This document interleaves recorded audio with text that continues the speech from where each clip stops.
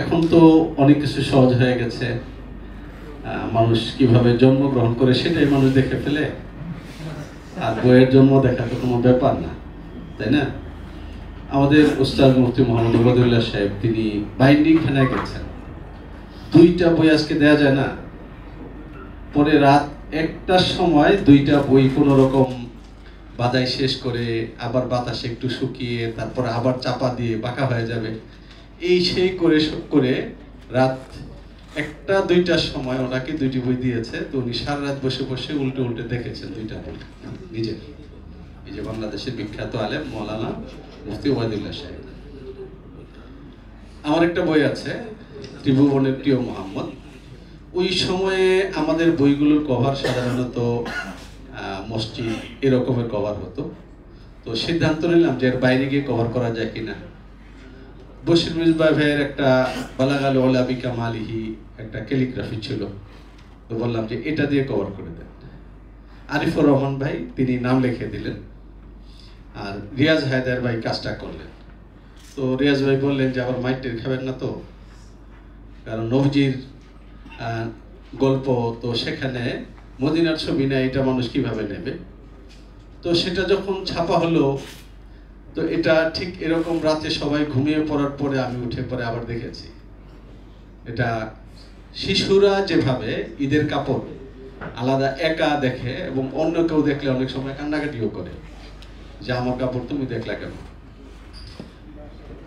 যদি কোনো লেখকের কাছে নিজের বই লেখার স্বপ্নটা, বই ছাপতে দেওয়ার স্বপ্নটা এবং বই প্রকাশিত হয়ে আসা, তারপরে বই সম্পর্কে ভয়ঙ্কর কোনো মন্তব্য শুনে ভেতরে ভেতরে কাঁদতে থাকা, এই বিষয়গুলো যদি কারো জীবনে গল্প হয় এবং গল্প হয়ে যদি তাকে একা সময় হাসায় কাঁদায়, আমার ধারণা আর কি সে লেখক। আর যার বই লেখার বিষয়গুলো ধাপগুলো গল্প হয় না, সে বলা মনে হয় খুব খারাপ হবে না, যেটা ওই যে রুদ্র মোহাম্মদ শহীদুল্লাহ বলেছেন, আমি কবি নই, শব্দ শ্রমিক। তো অনেক সময় ঠিক এই রকমের ওয়ার্ডারে মানুষ কাজ করে, তো ওখানে সে ঠিক ওই রকমের এই শব্দ শ্রমিকের জায়গার মধ্যে কি হবে সেটা সে লেখক না।